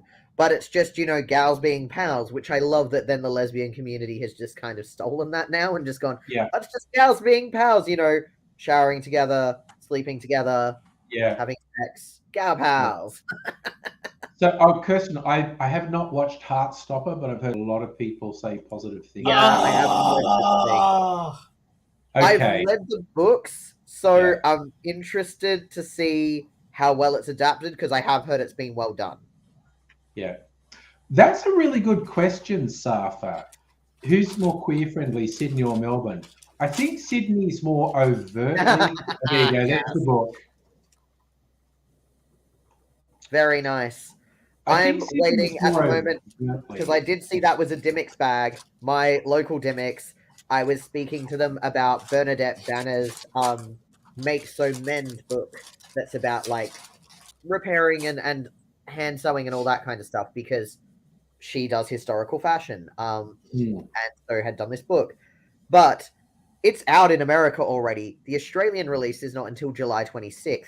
However, we can order the US copy and have that shipped here and it'll arrive quicker than waiting for the Australian release and cost the same amount of money. So they just ordered me the US release. Oh my God. You're giving me flashbacks to my youth. Yeah, right? Can I show you guys what I've been reading currently? It's really interesting. And I'm like, my brain, single page that I'm reading of this, it's just making me go, oh my God. What is that? Atlas of the Heart. Yes, I've heard good things. I have heard good things. It's very good. I am currently listening to... I'm only very small in, but like it's very good. I'm listening to Hannah Gadsby's 10 Steps to Nanette, which is read by Hannah, which is great. And I had to stop listening to it at work the other day because I was laughing so hard that I knew that I was going to be too loud for work, but I was also nearly crying with laughter at one point when she's talking about like her child, like how like in her childhood just trying to survive as one of X amount of siblings but also her being the very clearly autistic sibling with the children who were not, and also her mother, who was very much the one in charge, and whatever it was, just don't let mum find out. Yes, don't let mum find out. And just, oh man, it was, and the way she describes that childhood, I'm like, as much as I didn't have that kind of childhood that was that little bit more like your parents were actually to some degree parenting, because like my mom was a parent. It's so good to hear, even though like she says, like it wasn't a perfect childhood. There were definitely things that like our parents did they shouldn't have done. However, this is funny. Yeah, I'm about 3/4 of the way through. I'm quite enjoying it. Yeah. But oh yeah, Dr. Abigail's watching the new Time Traveler's Wife TV show. Oh yeah, I want to see that. It looks amazing. Yeah. And Queen Kirsten also likes Bernadette Banner. She's just amazing. And I love that Bernadette is someone who encourages people to just be yourself, even if that's a little bit weird or quirky. Why not? Who does it hurt? Like no one. So I'm just looking at my current reading stack because I have a book about blues, legacies, and black feminism that one of my friends lent me, and it's really good. I also have The Ethical Slut because I'm rereading the latest edition of that. I have a book on runes. Carrie Fisher's Postcards from the Edge, because every time I start reading it, I get upset because she's dead, and then I have to stop reading it. And then I also have my queer books that I'm trying to get through slowly is What's the Tea, which is all about like trans culture, trans history, and thinking about different trans identities. Stonewall, which is obviously about the history of Stonewall and all that created. And Jonathan Van Ness's first book, because I know that he's also got another book out, and I'm super keen to read that one, but I need to read their first book first. Yeah. Oh, yeah, Kirsten, I've not listened to My Dad Wrote a Porno. It's so good. I saw them live right before COVID. Yeah. They are so good, so funny.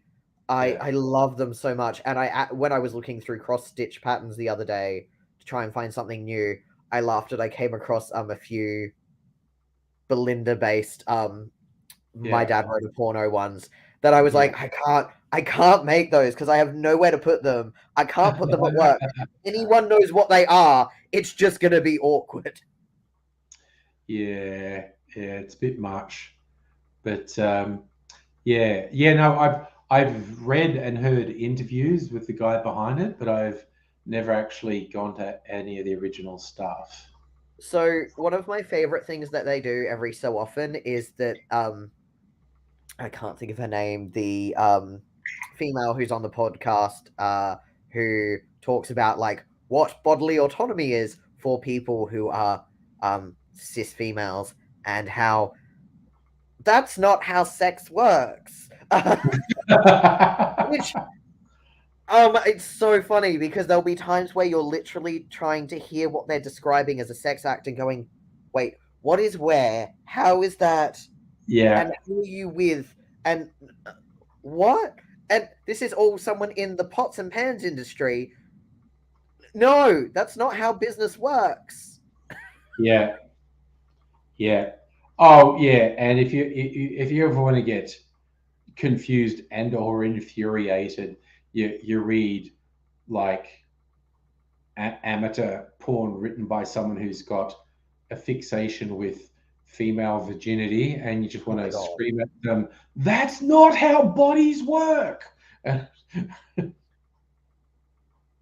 Yeah, bodies. Ooh, I just saw Dr. Abigail. Oh, you've done your shoot. Excellent. You nerded it up. Go you. Oh no, Kirsten wants to do cross stitch, but husband will kill her if she hyper focuses on yet another craft. Yeah. Girl, do it. Do it. You just give them away as gifts. It's fine. It's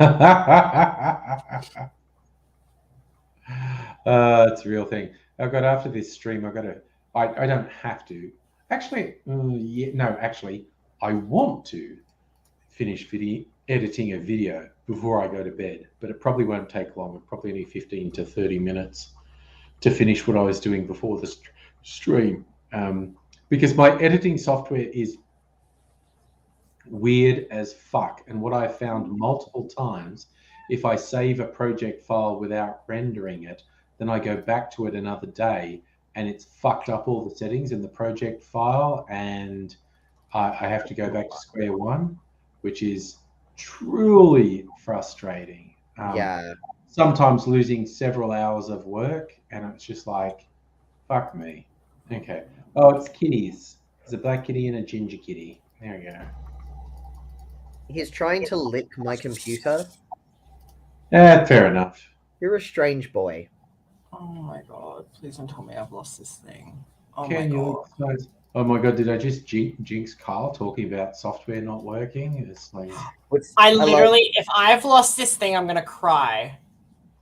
I've lost this like really great interview I did today. It's oh it's my gotta god! be there somewhere. It's gotta be. I just remember it was doing it literally today, and I was like, why? Yeah. It's just having a ninja moment. Yeah, it has to be writing. It'll be back. Sorry. Hey, Todney on Twitch. I haven't seen you. Oh, I found it. Oh, thank God. Yay. Oh, all is well. It scared the shit out of me. I was like, why can I not find this thing? I think this is Hey, I had that when I was trying to upload my assignment for uni the other day. I had just saved it and closed it, and then it wasn't where I saved it. And I'm like, yeah, I'm just gonna shut down, reboot the computer and see if that fixes things, and it did, thank God. It was such a good interview as well, and I was like, this is like so good. Yeah, no, it's good. But I mean, I did a video recently for my cocktail channel, and it was like I'd done a barrel-aged cocktail, and then it was time to take it out and taste it, which was 4 weeks later, and I went, wait, where was the video where I was making it? So I just made a video going, hey, look, I'm tasting this. I made a whole video where I put this together and showed you the recipe, and it's gone. And I think it's not a coincidence. It coincided with when I had COVID, because I think my brain wasn't working, and I deleted a bunch of files I wanted to keep. And no, I hate that. Don't even. Yeah. No. I'm just seeing in the chat, Kirsten saying that she needs to finish the blanket she started at the start of COVID. Are you sewing it? Are you crocheting it? Are you knitting it? I have questions. What craft is this? And then also, Dr. Abigail, if Aphrodite can retreat for hundreds of years and emerge a virgin, then the meaning of virgin is meaningless. Yeah. Yes.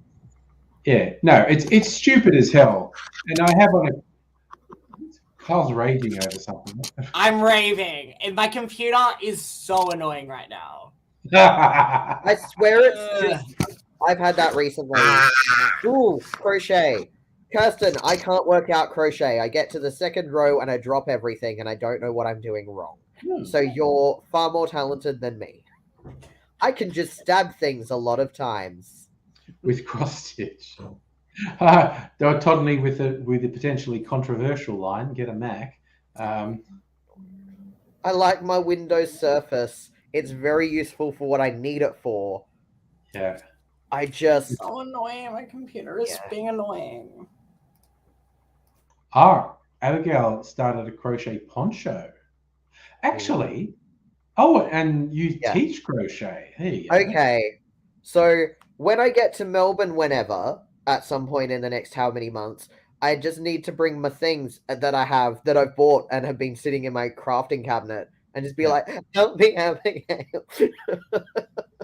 Just reminded me, a friend had promised me a Doctor Who length scarf. Like I gave them all the money for the yarn for it, and I forgot. I'm going to have to message them and say, did you ever finish the Doctor Who length scarf? Because it's just getting to the sort of weather where I'd like to wear it. Yes. I don't have it within reach. I have a Pride scarf, which you've probably seen photos of me with it on social media. That my union mum, Jules, knitted for me because last year's Pride, I was whinging that I was a trash queer because I had no Pride things because I don't have any rainbow shit. because I just Yeah. don't. I'm not a rainbow person. And I was just like, I should probably buy something. So then the next union meeting, she knitted me a pride scarf.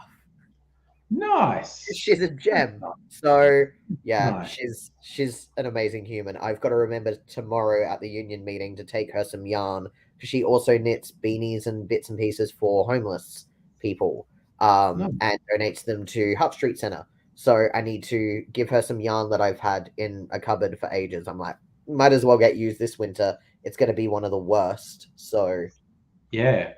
No, we're getting the old Arctic blast this week.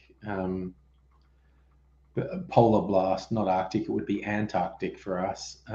yeah. But also, yes, I need to learn Abigail's magical ways of crocheting the magic stuff. I can't get it. I don't know. And like I can cast on knitting, and I can kind of knit. I can't cast off knitting. I don't know how to finish anything that I've knitted. Because when I was a kid, I would hand it to my dad, and he would finish it. Yeah. And I'm 30, and I've never learned, and I don't have any projects that I should at some point just get the bigger chunky needles and just knit a chunky-ish blanket, and then just learn how to finish it. Oh, I get what you're saying, Kirsten. You get something that's objectively amazing, but the vibe's off for you. I get what you're saying there. Okay, so yeah, Dr. Abigail's taught a bunch of people to do the magic circle. Oh, now you're asking the big questions, Kirsten. Would it be terrible for you to unwind it? No. If you need to unwind it and then remake it into something that's vibes are fine, I'm fully on board for that, because you're reusing materials and reducing waste, which is always good. Yeah. Yes, reusing is good. So Safra been getting hail in your... What are you doing, sir? You can't go there. There's candles. Sorry, he wants to go where there's candles. They're not lit, so it's not like he can set himself on fire like he has before. Just want to knock him over. He just wants to be on the candles? Why? Yeah. Because cats are weird. Aren't you, Mimsy? You're a weirdo. He loves fire, and even though he's burnt his whiskers twice now, he still hasn't understood fire not safe. Dumb cat. Yeah. Yeah, see, so Kirsten, particularly if it's expensive wool, unpicking it would be a positive. Reusing I want to learn how to crochet those like chunky crochet stuffies, like the Gur ones and that kind of thing, because they're adorable. Oh, Strictly Sega. I have not heard of a movie called Meet the Hollowheads. Don't know if anyone else is familiar. I've not even heard of it. Meet the Hollow. Yeah, that's what I'm doing too. Meet the Robinsons, the Fockers, the parents, the teacher, the Millers. Meet the Feebles. It came out 2 years before I was born. 89. Yep. Slightly darker and more satirical 80s take on the Jetsons. That sounds amazing, but weird. I'm on board. It's not very highly rated. It's got Juliette Lewis in it. I will watch it just for her. Stars John Glover, Nancy Metz, Richard Portner. Okay. Oh, yes, it's got Juliette Lewis in it. Yeah. I love her. Oh, yeah, John Glover. Okay.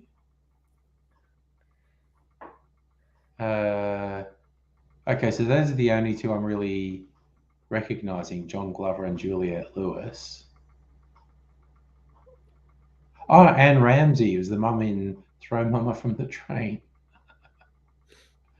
Oh, Bobcat Goldthwait seems to have a bit part in it. Oh, Hollowheads are a normal, loving, futuristic, middle-class family who live in a dystopian, corporate-controlled Jetsons-type future, populated with many cool gadgets and some alien creatures. Henry, pacifist head of the family, is hoping for a promotion at the slime factory where he works. When his sleazy boss invites himself to the Hollowheads for dinner, Henry mistakes this for a sign the moment has finally come. However, when his boss shows his dark, horny, perverted, and rude side crosses the line, starts verbally abusing Henry, sexually harassing his wife, family snatch. I think I've seen this. I feel like it might have been released under a different name. I mean, anything's possible. Everything comes through tubes. Does that sound right? Strictly Sega, everything comes through tubes. And there was a thing about, I think a line that was in the trailer was like, "Oh, when I was young, you had to suck the nutrients out of the tube yourself. Now the world sucks all by itself." Okay, I like Strictly Sega said, think like Dark City but cartoonish, because I fucking love Dark City. It is Dark great. City is a very good movie that was undeservedly overshadowed by The Matrix. Not to downplay The Matrix, The but Matrix it is great to come out. But yeah, like it was just bad timing, unfortunately, that it got disregarded. I just laughed really hard because I came across one of my friends sharing this joke of, "Did it hurt when you bumped into everything around you because of your poor proprioception? Hashtag ADHD. Am I doing this right?" Part of the reason that I bought a 4-poster bed was so that I can visibly see where my bed ends, and I have, since doing that, no longer have leg bruises from my bed. From many other things, yes, but not from my bed. So it's funny. I have actually definitely seen this movie, Meet the Hollowheads, and I saw it in a cinema, in an art house cinema, probably the Valhalla Cinema in Sydney.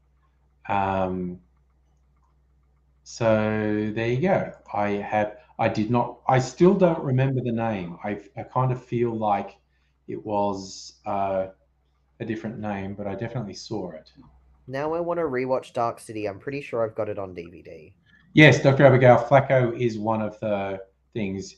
The two most recognizable of the white-faced guys who are running the things are Bruce Spence, who's been in a shit ton of Australian movies, including 2 Mad Max movies, and Flacco is there. See, I really like Rufus Sewell, who is the main Yes, guy. he's the protagonist, yes. Yes, that's the word I couldn't think of. And he tends to play a lot of villains, so it was nice to get to see him play a lead that wasn't a villain. But he's just such a good actor and often underappreciated for how good he is, because he's often cast like he was in A Knight's Tale and he was the bad guy in that. He was the bad guy. He was a really good actor, but he was also with so many other fucking amazing actors. He kind of, because he was the bad guy, he didn't get the credit that he should have got for that movie. Yeah. Yes. Yeah, no, I agree. And he is very good in Dark City. Yes. And the Man in the High... Oh my god, is it Castle or Tower? The Man in the High Castle is a TV series. Yes, he is really good in that. Okay. I couldn't think it was Castle or Tower because my brain is just mush. Yeah, I've got to watch that at some point because I've always been interested in. For those who know, The Man in the High Castle, the premise is it's an alternate history thing where the Nazis won World War II. It's really well done. I watched it purely because I'd had a few people who like the kind of media that I like recommend it, and I also knew it had a few actors that I really enjoyed watching. So I thought, look, I'll try it, and if I find it too much, I can turn it off because I'm not great with a lot of the Nazi stuff. Yes, fair enough. And it's well done because it sort of talks about it has that underlying discussion around, when things are oppressing other people and it doesn't inconvenience you, it's fine. But as soon as it impacts on you and the people you care about, that's suddenly when you start to have an issue with it. And I think that's something that a lot of people don't really talk about enough, with how that did drive a lot of the Nazism.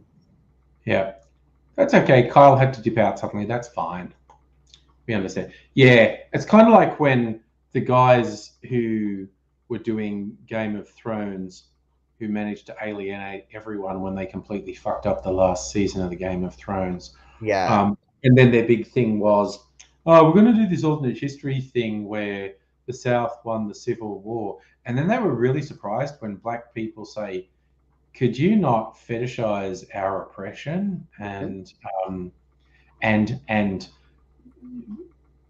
try to abstract our oppression, because it's not abstract, it's really fucking real. And fortunately, they've managed to fucking ruin their own name so much since the last season of Thrones. It's like they're very much on the outer and they can't get any projects up anymore.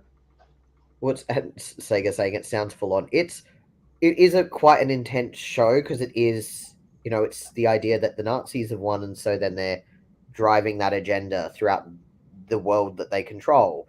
But then you've got people who are starting to be inconvenienced by certain aspects of that, especially when it comes to things like a lot of their obsession with eugenics and reading out weaknesses. And suddenly that, and it's great because that's really, I think because that show came out when it did, it has then meant that people have had a lot more of those discussions because, of the eugenic attitude that has been around COVID. Yes. There has been some people will die, that's fine. No. You want people who are disabled, who are chronically ill, who are elderly, or who are minority groups to die, and that is not okay. Yeah, and because that was always the thing that blew my mind, that it could just be said and then glossed over in Australia when they were introducing vaccines. They said, okay, the first cadre of people getting the vaccine are people over 70 or Indigenous people over 50. And I'm just like, oh my God, you just say that. And then we go, it's like health outcomes for Indigenous people are so bad. An Indigenous person at 50 is the same risk of death as a white person at the age of 70. And that's not front page news. Like, holy fuck, everyone, here it is laid bare. This is how bad we are. This is how bad we're failing. It just swept us off. Just talking to some of my Aboriginal and First Nation friends about how they get treated, particularly those who are, visibly black compared to those who are white passing. But they will get treated as if they're drug seeking when they're in actual pain. Even worse than someone like me who's a chronic pain sufferer, who had to argue for, I think I was 8 when my chronic pain really started and I was feeling it. I argued from the ages of 8 to 21 before someone finally ran a fucking blood test to figure out why I was in constant joint pain, and figured out it was high iron and these other things, and all these, there were all these contributing factors that if someone had bothered to do a couple of tests when I was 8, probably wouldn't have been as bad as they were. But particularly if you're black in Australia, and if you're First Nations black, you get treated so fucking poorly and immediately like you're drug seeking. And the fact that we have that blatant racism in our medical industry in 2022 is just disgusting. Yeah. And you read about it in the US too. There is an ingrained opinion among a bunch of white medical staff that black people don't feel pain as much as white people.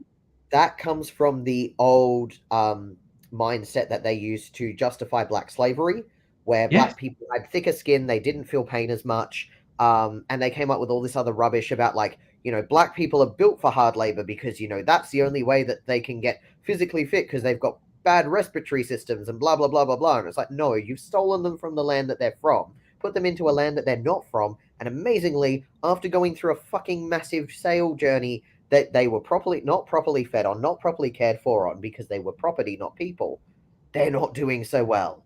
Oh my God, who would have guessed? It's just, and then they've used that same logic to perform.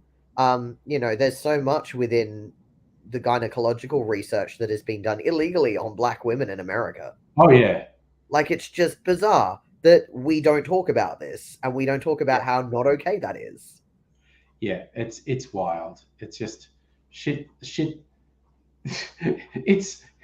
It's shit all the way down. It's just with cishet white man. If you're a poor cishet white man, you're going to get fucked over and terrible things are going to get done. Yeah. If you're a cishet white woman, fucked things are going to be done to you compared to the men. And then If that, it just gets worse. If you're not white, if you're not straight, if you're not cis, it's each thing compounds how fucked you're going to be. I love the explanation for gamers when they're saying like, "Oh, white privilege isn't a thing, male privilege is not a thing." Like, dude, just look at it realistically. Being a straight cishet white man is playing the game of life on the easiest setting. Yeah. It does not guarantee you'll win. It does not guarantee bad things won't happen to you. It does not guarantee you won't have setbacks, but it's the easiest setting. Every one of those notches you change, from gender to skin color to sexual orientation, you change any of those, everything's instantly harder. And again, it doesn't mean someone with all the hard settings isn't going to win. You know, the fact that you were on the easy setting and someone on the hard setting beat you, doesn't mean they weren't doing it on the hard setting the whole time. Exactly. And it is something that I find quite interesting, because even talking with some of the creators that I engage with who are from America, and they talk about, you know, oh, we have to listen to Indigenous and Black voices, and then they will do stuff that is just innately racist because it's so ingrained. And I know that we all do that, particularly as white people, like we all do that, but it's very different in Australia how our racism exists in our society versus theirs. There are similarities, but there are times where I was saying to a friend how, you know, it's interesting when you hear people talk about Black Australia, and they'll talk about it to someone who is white passing, not realizing that that person is a black fella, and that person may be, you know, an elder in their community. They may be recognized in it very much in their community as an auntie or an uncle of high ranking, and because they're perceived as white, we just don't treat them with that same disrespect. Whereas in America, that person wouldn't even be deemed black because of how they are so ingrained in their racism. It's so bizarre. Like, it's just, and I know it's just cultural. But yeah, like talking to First Nations creators in Australia, it's really interesting hearing them. And when they talk about engaging with even First Nations Americans that can get quite hung up on like blood ratios, and they're just like, we don't do that because that's how they try to breed us out in Australia. That's why. And it's like, it's great that we've got First Nations Australians really calling it out, but we also, as like white Australian, I check people on that shit, because I've had to say to people at work, like, we're in you know, a reconciliation week. We got given a lovely little badge that had Aboriginal art on it. I'm like, cool, but when was the last time my section employed someone who's First Nations? Exactly. Yeah. Stuff like that. So I've heard this. This is a good one too. Strictly Sega, a white person who's had things go hard. They're homeless. They've got all these problems. None of those problems were likely to have been caused by or exacerbated by their race. Yeah. Again, someone who falls into theoretically the most privileged group can have a shit ton of things go against them. Yeah. But their race didn't figure in that. Again, which is not to say they deserved the bad things that happened, but it's unlikely. It just is one less contributing factor. Yeah. And it's that thing of I know I've talked with a few people about like the idea of it being like a privilege card of like you tick enough boxes and it just, if you've got enough ticks in the boxes, it just makes things a little bit easier to get through. Right. It doesn't mean that things aren't hard and that you won't have other things impact, but like it just that those ticks just make certain things a bit easier. Absolutely. Speaking of making things easy, that's a bad segue, but I'm going to bed. Or I'm not going to bed, I'm finishing the stream. And then I'm going to finish editing the video I was editing. Then I'm going to bed. That's hopefully going to take 15, 20 minutes or so for me to finish that, because I was mostly done when I had to leave it to do the stream. But you'll take care. And I'm shaping up for like Friday night. Tomorrow night, like I said the other night, I have a plan. Might do like normal Friday night, like get drunk, do Angry Bunch and whatnot. And then maybe like And I'm following Ernest Hemingway's advice here: write drunk, edit sober. And that I'm going to try some stuff that I might be able to use for a YouTube channel and just record. Besides being on the stream, I'll set up my video camera and record some stuff. And then when I'm sober, I'll watch it back and maybe try and edit it down into something usable. And then more likely reshoot it based on the edited version. But there's the odd chance some gold may come out of what I do when I run, you never know. But so tomorrow night's experiment, it's going to be a lot of the usual, but also I'm planning on it being some weird ass experimentation tomorrow night. And that's okay if no one wants to watch that, because I'm mostly doing that for myself. But we'll see. We'll see what. Yeah, I'll see how much I can be in tomorrow, because I also have overtime on Saturday and have to be early. Yeah. Yay, paying for my ADHD diagnosis. Yes. Alrighty, so I'm going to go now. Thanks for joining. Thanks good night, all. Good night, Abigail. Y'all another time.